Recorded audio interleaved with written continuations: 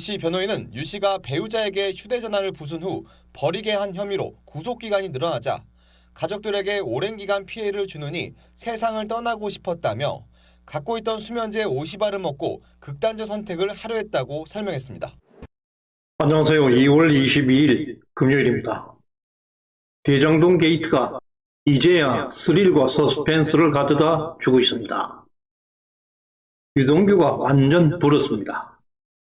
최근 무시무시한 사건들이 꼬리에 꼬리를 물고 일어나고 있습니다.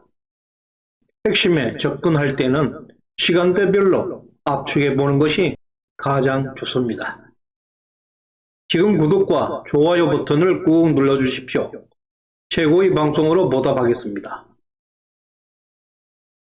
1. 4월 5일경 민주당 172명은 검수완박을 만장일치 당론으로 결정하였습니다. 반대하는 의원을 겁박해서 문재인 임기 내 통과시킬 것이라고 발표하였습니다. 2. 4월 초순부터 이재명은 구속을 피하기 어렵다고 판단하고 국회의원 배지를 구하는데 전력을 다하고 있습니다. 분당을 국회의원 김병욱을 성남시장으로 출마시키고 대신에 자기가 분당을에 출마하려고 하였습니다. 3. 4월 중순 이후 친문 친이 세력 간의 당권투쟁 그리고 검수완박 등 민주당에서 내부 갈등이 격해지고 있는 양상을 보이고 있습니다. 4. 4월 20일경 문재인은 검수완박이 실패할 경우를 대비해서 김정은에게 지원 요청 SOS를 보낸 것으로 밝혀지고 있습니다. 급기야 그것이 친서라고 우기고 있지만 김정은에게 살려달라는 악망문으로 보이고 있습니다. 5. 4월 22일 어제 광주 출신 양향자 의원이 검수완박의 실체를 폭로했습니다. 민주당에는 범죄 집단 수준의 철험회라는 조직이 있다고 합니다. 김용진, 황운하, 윤호중 등이 소속되어 있는데요. 이들이 검수완박이 안 되면 청와대 20명이 구속된다고 양향자 의원을 겁박했다고 합니다.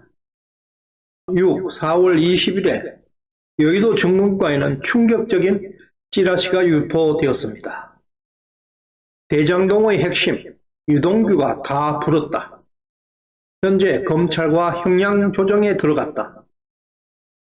이재명은 위례 신도시에서만 3,500억을 가져갔다는 찌라시가 돌았습니다.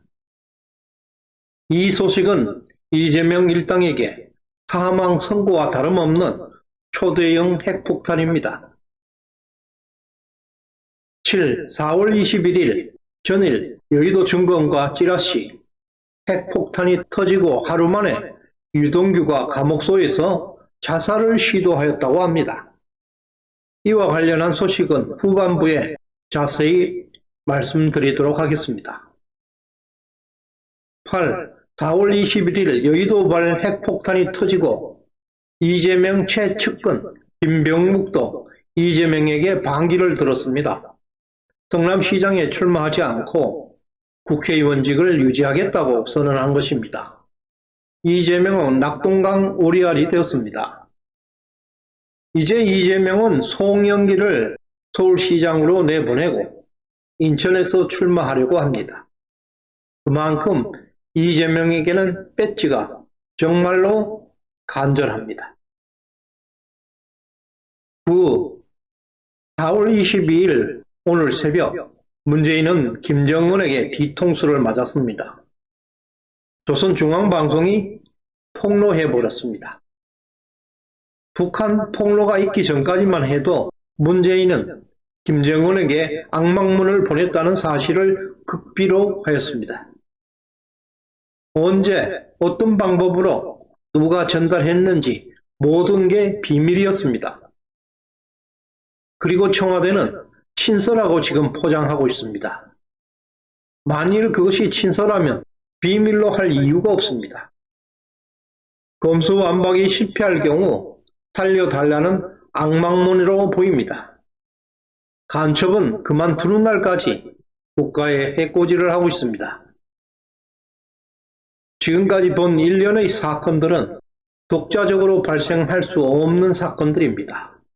서로 물리고 물려서 꼬리에 꼬리를 물고 발생하고 있는 것들입니다. 586 좌파들이 생각해도 감당이 안 되는 사건들입니다. 검수완박이 안 되면 모두 다 죽는다고 말합니다. 문재인 정권 내내 틀어 막아왔는데 이제 일시에 폭발하고 있습니다. 윤석열 당선인은 이미 모든 것을 파악하고 있었습니다. 대장동 하나면 특검을 받아들였을 것이라는 말 속에 모든 것이 들어있습니다. 한동훈도 이것을 야반 도주극이라고 말하고 있습니다. 이 정부는 그런 양심, 양식, 상식 이런 거 전부 무너져서 이런 마당에는 경제도 어떻게 쓸 수가 없습니다. 아니 자기들끼리 이권이 되면은 세금 빼다가 거기 그냥 갖다 밀어주고 로비 막 하고 저 대장동 보십시오. 저게 민주당 정부의 아주 특색입니다. 저거 하나만이 아니에요. 저 왜 특검 못하는지 아십니까? 저거 하나면 특검합니다. 할 일을 제대로 하는 검찰을 두려워해야 할 것은 오직 범죄자뿐입니다. 이제는 지난 5년간 무슨 일이 있었길래 이렇게 명분 없는 야반 도주부까지 벌여야 되는지 국민들께서 많이 궁금해하실 거라고 생각합니다.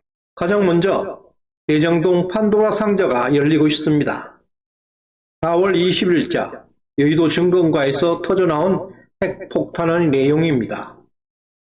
유동규는 곧 법정 구속기간이 만료되어 출소될 수 있다.